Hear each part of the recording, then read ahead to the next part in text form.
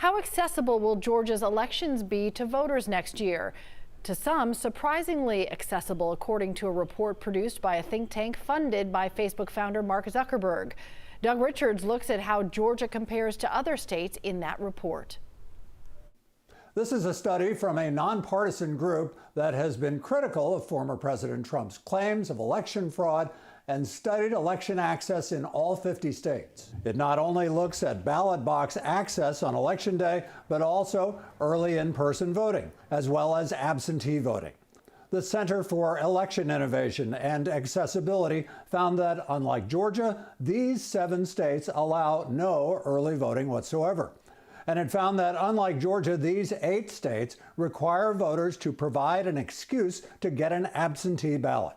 That, it says, puts Georgia among the top 35 states in the country in voter accessibility, in spite of new restrictions enacted by the legislature last month. And so when he says that we stand in really the forefront or in the mainstream of election processes, that's very important.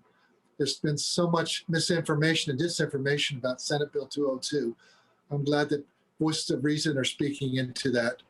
Georgia's new election law includes restricted placement of absentee ballot drop boxes. It also restricts water and food distribution to voters waiting in line at precincts. And the report isn't likely to settle many political disputes over the new election law. Tonight on 11 Alive News at 6.